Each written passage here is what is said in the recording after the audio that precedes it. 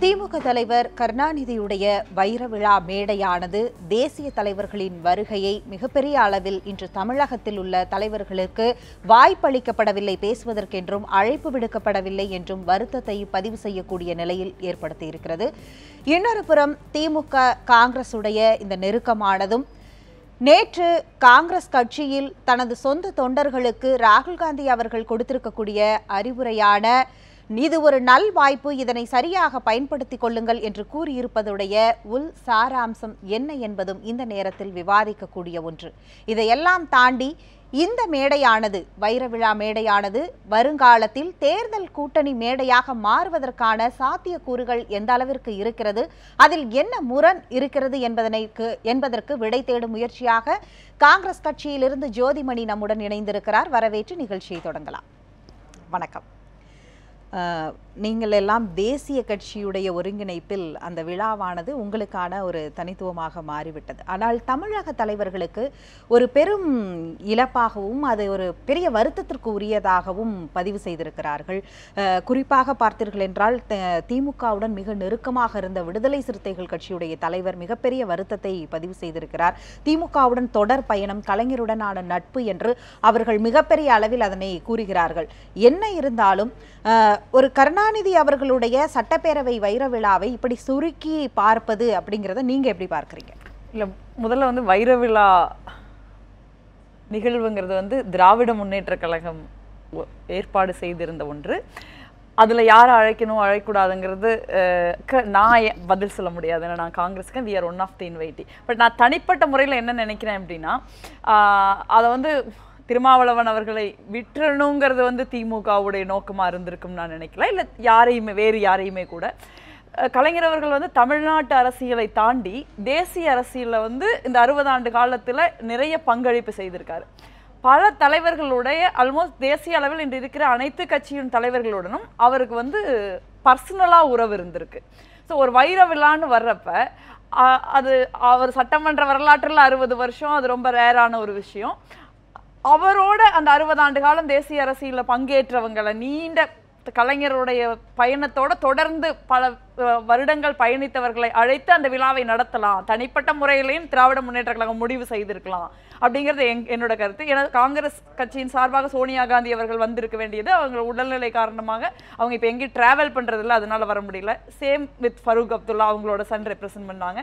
சரத்பவார் அவர்கள் அவரே தான் வர வேண்டியது. மகாராஷ்டிராவில் ரொம்ப உக்கிரமாக விவசாயிகள் பிஜேபி அரசாங்கத்தை எதிர்த்து போராடி தெருவில் பால்லாம் கொட்டி காய்கறிலாம் கொட்டி மிக முக்கியமான ஒரு போராட்டத்தை மகாராஷ்டிராவில் இன்னைக்கு மகாராஷ்டிரா விவசாயிகள் செய்கிறாங்க. விவசாயிகளை முன்னிறுத்தி அரசியலை முன்னெடுக்கிற ஒரு தலைவருங்கிற முறையில் சரத்பவார் அந்த போராட்ட களத்தில் இருக்கணுங்கிறதுக்காக அவர் வரல. பெரும்பாலும் நீங்க பார்த்தீங்கன்னா லாலு அவர்கள் அதிக காய்ச்சல், இந்த மாதிரி அவங்களே தான் நேரடியாக வர்றதா இருந்து வர முடியாமல் போயிருச்சு. அதுதான் காரணமாக இருக்கும் போது இதை ஒரு தனிப்பட்ட முறையில் ஒரு கட்சியின் தலைவரையோ அல்லது தமிழ்நாட்டில் இருக்கிற மற்ற தலைவர்களையோ விட வேண்டும் என்ற நோக்கம் ஒன்றும் இருக்கும் நான் நினைக்கல. அதை அப்படிதான் புரிஞ்சுக்கணும். திமுக காங்கிரஸ் உறவானது கடந்த நாடாளுமன்ற தேர்தலில் தனித்தனியாக பிரிந்து தேர்தலை சந்திக்கக்கூடிய நிலைமையிலும் திமுக ஐக்கிய முற்போக்கு கூட்டணியை விட்டு வெளியேறிய பிறகு அறிவாலயம் வாசலில் பட்டாசு வெடித்து கொண்டாடக்கூடிய மனநிலையும் இருந்த ஒரு சூழலில் ஓராண்டுக்குள் இப்படியான ஒரு மாற்றத்தை எதிர்பார்க்க முடிந்தது. அதாவது நான் சொல்வது, இந்த பொது தேர்தலில் இப்போ நீங்கள் திரும்ப கூட்டணி அமைச்சதாக இருக்கட்டும், அதன் பிறகு இப்போ இந்த கூட்டணி தொடர்வதாக இருக்கட்டும், இந்த மாற்றத்தை எப்படி உணர்வது? Politics is art of possibilities. அரசியலில் நிரந்தர எதிரிகளோ நிரந்தர நண்பர்களோ ஒன்றும் கிடையாது. நீங்கள் ஒரு கட்சி திராவிட முன்னேற்ற கழகம் ஒரு கட்சி, இந்திய தேசிய காங்கிரஸ் ஒரு கட்சி. ஒவ்வொரு கட்சிக்கும் ஒவ்வொரு காலகட்டத்தில் வேறு வேறு நிலைப்பாடுகள் இருப்பதும், தேர்தலை தனித்து சந்திப்பதும், தேர்தலை பிரிந்து சந்திப்பதுங்கிறது ரொம்ப அரசியலில் சாதாரணமான நிகழ்வு தான். அது ஒன்றும் வேற எந்த அரசியல் கட்சியிலையுமோ இல்லை தமிழக வரலாற்றிலேயோ இந்திய வரலாற்றிலேயோ நடக்காத ஒரு நிகழ்வோ அதில் அது அப்படி நடந்திருக்கும் பட்சத்தில் அது திமுகவுக்கும் காங்கிரஸுக்கும் தான் நடந்திருக்குதுன்னு ஒன்றும் கிடையாது. எல்லா கட்சிகளும் எல்லா காலகட்டங்களிலும் இந்த மாதிரியான ஒரு சேர்ந்தோ பிரிந்தோ தேர்தலை சந்திக்கிறாங்க. இப்ப தேர்தலில் பிரிந்தோ சந்திக்கிற காலகட்டத்தில் கூட ஒரு தனிப்பட்ட முறையிலான உறவுங்கிறது எப்பவுமே இருக்கதான் செய்யுது. அது கலைஞர் அவர்களுக்கும் சோனியா காந்தி அவர்களுக்கும் உறவானாலும் சரி, ஈவன் நேஷனல் லெவல்ல நீங்க பாத்தீங்கன்னா ஈவன் எதிர்கட்சிகளுடன் கூட அந்த தனிப்பட்ட உறவுங்கிறது நீங்க மெயின்டைன் ஆகுது. நீங்க பார்லிமெண்ட் அட்டாக் நடந்தப்ப சோனியா காந்தி முதல்ல வாஜ்பாய்க்கு தான் ஃபோன் பண்றாங்க, அவர் சேஃபா இருக்காரான்னு கேட்கறதுக்கு. ஸோ அந்த மாதிரி நிறைய விஷயங்கள் நடந்துட்டு தான் இருக்கு. நீங்க ஒரு ஒரு ஒரு அக்யூட்டான எதிர்கட்சிகள் எதிரெதிரான இருக்கிற எதிர்கட்சிகள் மத்தியில கூட ஒரு தனிப்பட்ட அரசியல் நாகரிகம்ங்கிறது எப்பவுமே இருக்கு. அது பிரிந்திருந்த காலத்திலும் திராவிட முன்னேற்ற கழகத்துக்கு காங்கிரஸுக்கு இருந்தது. இன்னைக்கு திருப்பியும் தேர்தலில் போன சட்டமன்ற தேர்தலில் சேர்ந்து போட்டியிடக்கூடிய சூழல் ஏற்பட்டது. இன்னைக்கு காங்கிரஸ் கட்சி தேசிய அளவில் ஒரு மிகப்பெரிய கூட்டணியை முன்னெடுத்திருக்கிறது. கூட்டணிக்கு முன்னாடி கூட இன்னைக்கு ஆளுகிற பிஜேபி அரசாங்கம் நீங்க பொருளாதார ரீதியாக மட்டும் இந்தியாவை பின்னோக்கி அழைத்து செல்ல, நீங்க ஒரு இந்தியாங்கிற ஒரு அடையாளம், ஒரு சித்தாந்தம்ங்கிறது ஒரு ஒற்றை தன்மை படைத்தது அல்ல. பல்வேறு மதங்கள், இனங்கள், மொழிகள், கலாச்சாரங்கள் இவையெல்லாம் சேர்ந்து ஒரு நாட்டுல ஒன்னா இருக்க முடியும் அப்படிங்கிறது தான் ஐடியா ஆஃப் இந்தியா. அதனாலதான் உலகில் எந்த நாட்டிலையுமே இல்லாத ஒரு விஷயம் இந்தியாவில் இருக்கு. இன்னைக்கு பிஜேபி அரசாங்கம் இந்த இந்திய அடையாளத்தின் அழிக்க முயற்சி பண்றாங்க. தமிழர்களுக்கு ஒரு மொழி இருக்கிறது, ஒரு இனம் இருக்கிறது, கலாச்சாரம் இருக்கிறது, பாரம்பரியம் இருக்கிறது. அது இருக்கக்கூடாதுன்னு அவங்க நினைக்கிறாங்க. இன்னைக்கு கீழடி தொல்பொருள் ஆய்வுல அது ஒரு அகழ்வாராய்ச்சியின் முடிவு தமிழ் இந்தியை விட தொன்மையான மொழிங்கிற ஒரு முடிவு கிடைக்கக்கூடும். தொடர்ந்து இது போன்ற குற்றச்சாட்டுகள், அடையாளங்களை அழிப்பது அப்படிங்கிறது தொடர்ந்து காங்கிரஸா இருக்கட்டும், இங்க இருக்கிற தமிழக கட்சிகள் தொடர்ந்து மற்ற மாநிலங்களிலும் பாஜக மீது வைக்கப்படுகிற குற்றச்சாட்டு. ஆனால் இந்த விழாவிற்கான தேசிய தலைவர்களுடைய வருகையை, இந்த ஒரே மேடையை பாஜக வேறொரு கோணத்தில் பார்க்கிறது, இதை கடுமையாக விமர்சிக்கிறது. ஊழல் கட்சிகள் எல்லாம் ஒன்றாக சேர்ந்திருக்கிறார்கள் என்ற ஒரு விமர்சனத்தை முன்வைக்கிறது. இதை நீங்க எப்படி எதிர்கொள்றீங்க? இல்ல, பாஜகவுக்கு என்னத்தை சாப்பிட்டா பித்தம் தெளிவுங்கிற சூழல் இருக்காங்க. எல்லா மாநிலங்களையும் பாஜகவுக்கு எதிராக போராட்டம் வெடிக்கிறது. நான் சொன்ன மாதிரி பாஜக ஆளுகிற மகாராஷ்டிராவிலேயே போராட்டம் வெடிக்குது. RSS தலைமையகம் நாக்பூர் இருக்கிற இடத்துலயே போராட்டம் இன்னைக்கு வெடிச்சிட்டு இருக்கு. இப்ப நான் கேட்கறது, நீங்க இந்த A to Z ஊழலை பத்தி சொல்லிக்கிட்டே இருக்கீங்க. 3 வருஷம் ஆயிடுச்சு நீங்க ஆட்சிக்கு முதல் வருஷம் ஓகே, செகண்ட் இயர் ஓகே, 3 வருஷம் முடிஞ்சிருச்சு. உண்மையிலேயே ஒரு ஊழல் நடந்திருந்தது அப்படின்னா ஒரு விசாரணை கமிஷன் அமைச்சிருக்கீங்களா? ஒரு FIR போட்டிருக்கீங்களா? யாராவது தண்டிக்கப்பட்டிருக்காங்களா? எதுவுமே நடக்கல. நீங்க நடக்காத ஒன்றை நடந்ததா தேர்தல் நேரத்துல சொல்லி நீங்க ஆட்சிக்கு வந்துடுறீங்க. 3 ஆண்டு காலமாகியும் அதே பொய்யை நீங்க திருப்பி சொல்லிக்கிட்டு இருந்தா மக்கள் அதை நம்ப மாட்டாங்க. இன்னைக்கு மக்களே கேட்கிறாங்க. ரெண்டாவது, பாஜக ஊழலே செய்யாத ஒரு நேர்மையான கட்சி அப்படின்னா நீங்க வியாபம் ஊழல் எப்படி வருது, அரிசி ஊழல் எப்படி வருது, ராணுவத்துக்கு விமானம் வாங்கின ஊழல் எப்படி வருது? நீங்க இன்னைக்கு விஜய் மல்லையா நேத்து இந்தியாவும் பாகிஸ்தானும் கிரிக்கெட் விளையாடுறப்ப பிஜேபியின் முன்னாள் எம்பியான கோடிக்கணக்கான ரூபாயை இந்திய வங்கியிலிருந்து அடித்துக் கொண்டு பிஜேபியால் பாதுகாப்பாக இந்தியாவை விட்டு வெளியே அனுப்பி வைக்கப்பட்ட விஜய் மல்லையா நேத்து பாகிஸ்தான் இந்தியா மேட்ச் பார்த்துக்கிட்டு இருக்காரு. நீங்க இதுதான் அவங்களோட ஊழலுக்கு எதிரான போராட்டம். இரண்டாவது, அவ்வளவு நேர்மையான கட்சி நடவடிக்கை எடுக்க வேண்டியது. ஆண்டர்சனை காங்கிரஸ் அப்படித்தான் அனுப்பி வைத்தது. இல்ல, யார் அனுப்பி வச்சிருந்தாலும் தவறுதான். அதெல்லாம் நம்ம நியாயப்படுத்த முடியாது. நீங்க அப்படி ஊழலை ஒழிக்கின்ற கட்சி இன்னைக்கு லோக்பால் காங்கிரஸ் கொண்டு சட்டமாகி விட்டது. இன்னைக்கு லோக்பாலுக்கு நீங்க உறுப்பினர்களை மட்டும் நியமிச்சா போதும். ஆனா நீங்க போய் உச்சநீதிமன்றத்துல நாங்க லோக்பாலை நியமிக்க மாட்டோம்ங்கிறீங்க. நீங்க ஊழலை ஒழிப்பதற்கு காங்கிரஸ் கொண்டு வந்த தகவல் அறியும் உரிமை சட்டம் இன்னைக்கு போன இடம் தெரியல. ஊழலை வெளிக்கொண்டு வருபவர்களை காப்பாற்றுவதற்கு விசில் ப்ளோயர் ஆக்ட இன்னைக்கு டைலூட் பண்ணிட்டாங்க. இன்னைக்கு ஒரு குறிப்பிட்ட காலத்திற்குள் மக்களுக்கு சர்வீஸ் உறுதி செய்யணுங்கிற சர்வீஸ் டெலிவரி ஆக்ட் இன்னைக்கு பெண்டிங்ல இருக்கு. இப்போ ஊழலை ஒழிக்கின்ற சொல்லி ஆட்சிக்கு வந்த பாஜக வியாயம் ஊழல் பல்லாயிரக்கணக்கான கோடி ஊழல் மட்டுமல்ல, 53 பேர் கொலை செய்யப்பட்டு விட்டார்கள். சிபிஐ உச்சநீதிமன்றத்தில் இந்திய வரலாற்றிலே இல்லாத அளவுக்கு ஐயோ இந்த ஊழலை விசாரிக்கிற அளவுக்கு எங்களுக்கு கட்டுமானம் கிடையாது, எங்களை விட்டுருங்கன்னு சொல்றாங்க சிபிஐ உச்சநீதிமன்றத்தில். அந்த அளவுக்கு ஊழல் மலிந்து கிடக்கிற பாஜக இனிமேலும் மத்தவங்க ஊழல் செஞ்சாங்க நாங்க செயலின்னு சொல்லிக்கிட்டு இருக்க முடியாது. ரெண்டாவது, இன்னைக்கு 3 ஆண்டு காலத்தில் இந்த அரசாங்கம் என்ன தொடர்ந்து நாம் பேசலாம். அதாவது உங்கள் பக்கம் வைக்கக்கூடிய குற்றச்சாட்டுகளுக்கு விமர்சனங்களுக்கு நேர் எதிராக அந்த பக்கமும் இவ்வளவு குற்றச்சாட்டுகள் இருக்கிறது என்பதனை வைப்பது என்பது எந்த அளவிற்கு சரியாக ஈடு செய்யக்கூடிய ஒன்றா அப்படிங்கறத நம்ம தொடர்ந்து பேசலாம். தற்பொழுது விடுதலை சிறுத்தைகள் கட்சியிலிருந்து ரவிக்குமார் அவர்கள் நம்முடன் இணைந்திருக்கிறார். வணக்கம் சார். அழைப்பு விடுக்கப்படவில்லை என்ற வருத்தத்தை உங்களது தலைவர் தொல் திருமாவளவன் அவர்கள் வெளியிட்டிருக்கிறார், வருத்தப்பட்டிருக்கிறார். அதை நீங்கள் எப்படி பார்க்கிறீர்கள்? உங்கள் கட்சியுடைய கருத்து என்ன இந்த மேடையில் பங்கேற்க முடியவில்லை என்பது குறித்து? திரு கலைஞர் அவர்களுடைய இந்த சாதனை என்பது ஏதோ அவருடைய சாதனையாக அல்லது திராவிட முன்னேற்ற கழகத்தினுடைய சாதனையாக மட்டும் பார்க்கப்படக்கூடாது. இது இந்திய அளவிலே வேறு எந்த தலைவரும் நிகழ்த்தாத சாதனை. அது தமிழகத்துக்கே பெருமை சேர்க்கக்கூடிய ஒரு சாதனை. இந்த சாதனையை கொண்டாடுகிற நேரத்தில் அதிலே எல்லோரையும் பங்கேற்க செய்திருக்க வேண்டும் என்ற ஒரு நியாயமான எதிர்பார்ப்பு எல்லோருமே இருக்கிறது. அதை தீர்மானிக்க வேண்டியவர்கள் திராவிட முன்னேற்ற கழகத்தின் பொறுப்பாளர்கள் தான். எனவே எங்களுடைய தலைவர் தன்னுடைய ஆதங்கத்தை தான் சொல்லி இருக்கின்றார். இந்த ஒரு கூட்டத்தோடு இதை நிறுத்திவிடாமல் கலைஞர் அவர்களுடைய இந்த சாதனையை வெளிப்படுத்தும் விதமாக ஒரு நிறுவனப்படுத்தப்பட்ட சில ஏற்பாடுகளை செய்ய வேண்டும். அவருடைய சாதனைகளை இந்திய அளவிலும் உலக அளவிலும் வெளிப்படுத்துகிற விதமாக அதற்கான ஏற்பாடுகளை திராவிட முன்னேற்ற கழகம் செய்யும் என்று நாங்கள் நம்புகிறோம். இந்த மேடை வருங்காலங்களில் அது குடியரசுத் தலைவர் தேர்தலில் ஆரம்பித்து அடுத்து வரப்போகிற நாடாளுமன்ற தேர்தலாக இருக்கலாம். சொல்லப்போனால் தமிழகத்தில் கூட தேர்தல் வர வாய்ப்பு இருந்தால் அதற்கான ஒரு கூட்டணியாக இருப்பதற்கான வாய்ப்புகள் இருக்கு அப்படின்னு நினைக்கிறீங்களா? தேசிய அளவிலான கூட்டணி தமிழகத்தில் எத்தகைய தாக்கத்தை ஏற்படுத்தும் அப்படின்னு நீங்க நினைக்கிறீங்க? இப்பொழுது நடத்தப்பட்ட அந்த கூட்டம் என்பது கலைஞர் அவர்களுடைய அந்த சாதனையை வெளிப்படுத்துகிற ஒன்றாக, அதை கொண்டாடுகிற ஒன்றாக மட்டும்தான் இருந்தது என்று நான் கருதுகிறேன்.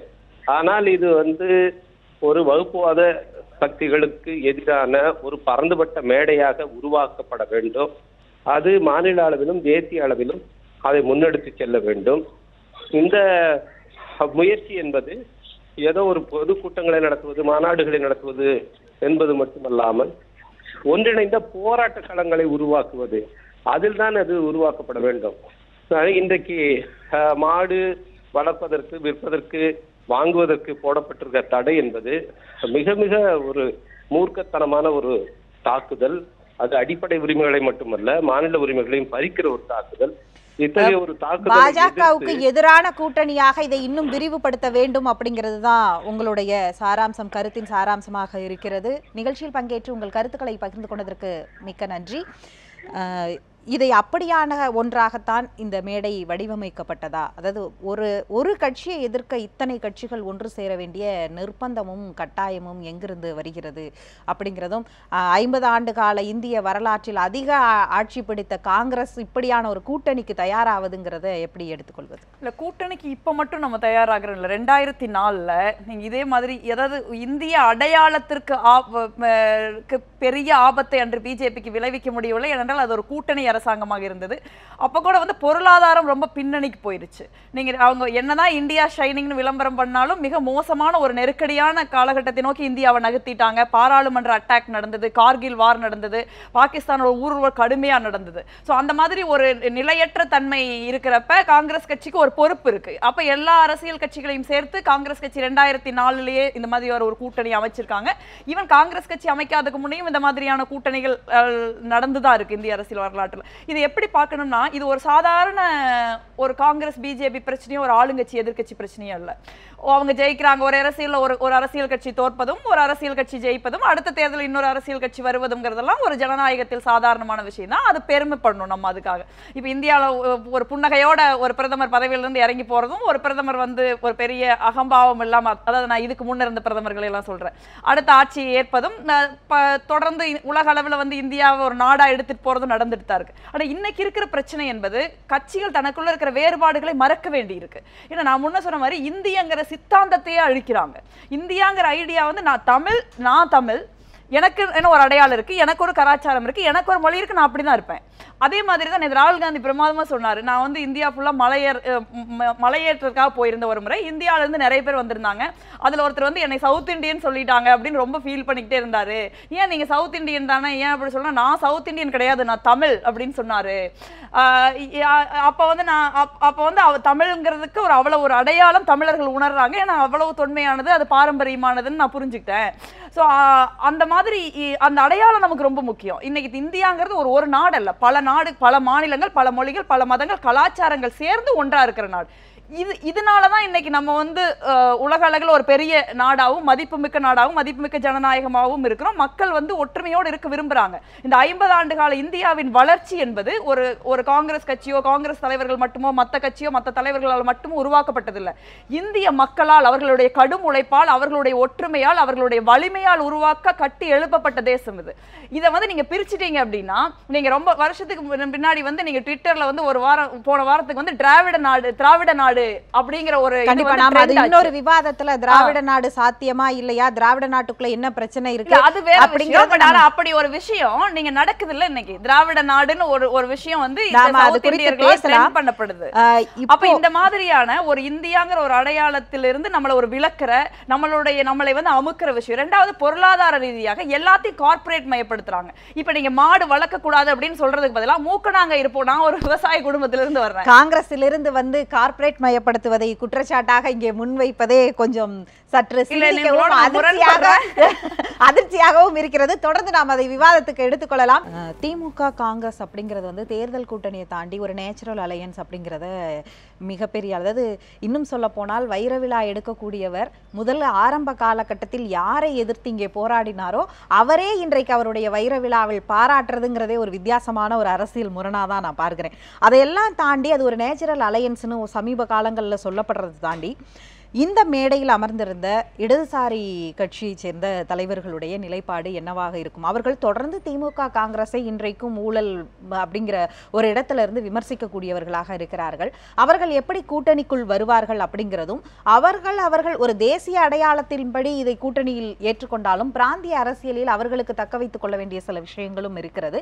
அதை எப்படி கையாள்வார்கள் அப்படிங்கிறதும், இந்த கூட்டணியாக ஆவதற்கான வாய்ப்புகள் மிக குறைவு அப்படிங்கிறத முன்வைக்கிறாங்க. அதை நீங்க எப்படி எடுத்துக்கிறீங்க? நான் இதை சொல்றேன் முன்னாடி, நீங்க அதை கார்பரேட் இதை காங்கிரஸ் சொல்லக்கூடாது. அது வந்து காங்கிரஸ் மேல இருக்கிற ஒரு அன்ஃபேரான குற்றச்சாட்டுன்னு தான் நான் நினைக்கிறேன். தொடர்ந்து இந்த தேசத்துல நேருவில இருந்து மன்மோகன் சிங் வரைக்குமே சொல்றேன் நான், சிறு குறு நடுத்தர தொழில்களை காங்கிரஸ் கட்சி வளர்த்தெடுத்திருக்கு. நீங்க 5 கார்பரேட்டுக்காக காங்கிரஸ் அரசாங்கம் இல்லை. விவசாயிகள் வந்து நெருக்கடியில் இருக்காங்கன்னு தெரிஞ்ச உடனே கேட்காம 75,000 கோடி ரூபாய் கடனை காங்கிரஸ் கட்சி தள்ளுபடி பண்ணுச்சு. ஸோ என்னைக்குமே காங்கிரஸ் கட்சி ஒரு பேலன்ஸ் ஸ்ட்ரைக் பண்ணுது. இன்னைக்கு வந்து தெருவில் இருக்கிற வியாபாரிகள், வண்டியில காய் விற்கிறவங்க, இல்ல கூடையில காய் விற்கிற அம்மா, இட்லி விற்கிற அம்மால இருந்து அவங்கள பாதுகாக்கிற காங்கிரஸ் கட்சி வந்து சட்டம் கொண்டு வந்திருக்கு. ஸோ அதனால நீங்க அந்த குற்றச்சாட்டு வந்து காங்கிரஸ் கட்சி மீது வைக்க கொஞ்சம் அநீதியான குற்றச்சாட்டுன்னு நான் நினைக்கிறேன். பட் ஒரு 5 பிஜேபி மாதிரி ஒரு 5 அதானி அம்பானி போன்றவர்களுக்காக நடத்தப்படுற கட்சி எல்லாரையும் வந்து நீங்க அரவணைச்சு போகணும். இப்ப நான் கரூர்ல இருந்து வர்றேன். கரூர் இண்டஸ்ட்ரி வந்து 2 லட்சம் பேருக்கு, ஒரு சின்ன ஊர் அது, 2 லட்சம் பேருக்கு வந்து வேலை கொடுக்குறாங்க. திருப்பூர் இண்டஸ்ட்ரி வந்து 4 லட்சம் பேருக்கு வேலை கொடுக்குது. ஸோ இந்த மாதிரியான இண்டஸ்ட்ரிகளும் முக்கியம், விவசாயம் முக்கியம். ஸோ இந்த இடத்துல ஒரு அரசாங்கம், ஒரு கட்சி, அதனுடைய கொள்கைங்கிறது எல்லா பேலன்ஸையும் ஸ்ட்ரைக் பண்ணும். விவசாயிகள் வந்து நெருக்கடியில் இருக்காங்க, நான் கடனை தள்ள மாட்டேன்னு சொல்றது ஒரு அரசாங்கம் அல்ல. அதுக்கு ஒரு அரசாங்கமே தேவையில்லை. ஸோ அதை நீங்க கேட்கறதுக்கு வந்து என்ன, இப்ப நான் சொல்றது எல்லா கட்சிகளுக்கும் தன்னுடைய சொந்த கட்சி, அதனுடைய முன்னேற்றம் அமைப்புகள் இருக்குது. சொந்த மாநில தேசிய கட்சிகளுக்கு சொந்த மாநிலத்தில் நடக்கின்ற பிரச்சனைகள், மாநிலங்களுக்கு இடையே நடக்கிற பிரச்சனைகள்ல பேலன்ஸ் பண்ண வேண்டிய தேவை இருக்கு. இது எல்லாத்தையும் தாண்டி இந்த தேர்தல் வந்து நான் முன்னையே சொன்ன மாதிரி இன்னைக்கு கட்சிகள் முக்கியம் இல்லை, கட்சிகளுடைய வளர்ச்சி நிலைப்பாடு முக்கியம் இல்லை. காலம் ரொம்ப நெடியது. அரசியல் கட்சிகள் ஒரு 5 வருஷத்துக்குள்ள ஒன்றும் அழிஞ்சு போயிட மாட்டாங்க. பட் இன்னைக்கு இந்தியாவையும் இந்திய மக்களையும் காப்பாற்ற வேண்டிய கடமை அரசியல் கட்சிகளுக்கு இருக்குன்னு நினைக்கிறேன். அதனால தன்னுடைய குறுகிய லாப நோக்கங்களை மட்டும் யோசிக்காம இன்னைக்கு வந்து அரசியல் கட்சிகள் விட்டு கொடுத்து ஒருத்தர் நேரடியா வந்து உட்காரணும் அப்படிங்கிற நிலைப்பாட்டை அனைத்து அரசியல் கட்சிகளும் புரிஞ்சிருக்காங்க. கம்யூனிஸ்ட் கட்சிகளும் காங்கிரஸ் கட்சியும் ஒரே மேடையில் உட்கார்றது பிரச்சனை இல்லை. பல மேடைகள் நாங்கள் உட்கார்ந்துருக்கோம். UP 1ல அவங்க மிகப்பெரிய பங்கு வகிச்சிருக்காங்க. ஆனா வந்து திரிணாமுல் காங்கிரஸும் இன்னைக்கு கம்யூனிஸ்ட் கட்சிகளும் ஒரு மேடையில் அமர்வதும், மாயாவதி அவர்களும் அகிலேஷ் யாதவ் அவர்களும் ஒரு மேடையில் அமர்வதுங்கிறத நான் ரொம்ப முக்கியமா பார்க்கிறேன். ஏன்னா அதற்கு வந்து ஒரு அரசியல் கட்சிகள் தன்னுடைய பொறுப்பை உணர்ந்திருக்கின்றன, இந்தியா எதிர்கொள்கிற ஆபத்தை உணர்ந்திருக்கின்றன. இன்னைக்கு நீங்க பணமதிப்பு நீக்கம் வந்தப்ப அது ஒரு மிகப்பெரிய ஆணவமான முடிவு. நீங்க வந்து 130 கோடி மக்களை ஒரே ராத்திரியில எல்லாத்தையும் புடிங்கிட்டு தெருவில் நிறுத்தறதுக்கு உங்களுக்கு யார் அதிகாரம் கொடுத்தது? அது சட்டப்படி முதல்ல சரியா? சோ இந்த மாதிரியான நீங்க ஒரு மத ரீதியாக, இன ரீதியாக, மொழி கலாச்சார ரீதியான தாக்குதல் மட்டுமல்ல, பொருளாதார ரீதியான தாக்குதலுக்கு இன்னைக்கு இந்தியா உள்ளாயிரு. உலகில் எந்த நாடுமே இந்த மாதிரி ஒரு விஷயத்தை பண்ணல. வெனிசுலால நம்ம பார்த்தோம். இதே நேரத்துல பண்ணிட்டு ஒரு வாரத்துல ஜனங்க போராடுறாங்கன்னு அவங்க திருப்பி வாங்கிட்டாங்க. அது அரசாங்கம் தவறே செய்தாலும் தன் தவறு செய்து விட்டோம், மக்கள் கஷ்டப்படுகிறார்கள் என்று உணர்ந்து அந்த அரசாங்கம் அதை திருப்பி வாங்கிச்சு. சோ இன்றைய சூழல்ல நீங்க விவசாயிகள் மாடு வைக்க கூடாதுங்கிற அளவுக்கு வந்துட்டாங்க. நான் என்ன சாப்பிடுவோம்னு இல்லை, நான் வந்து I personally prefer mostly vegetarian food. ஆனா என்னுடைய நண்பர்கள் சாப்பிடுற உணவுக்கான உரிமைக்காக நான் மிக நிச்சயமா போராடுவேன். அதுதான் வந்து ஒரு ஜனநாயகம், ஒரு இந்தியாவாக இருக்க முடியும். இது வந்து ஒரு இறைச்சி பிரச்சனை மட்டுமல்ல, வாழ்வாதார பிரச்சனையும் கூட.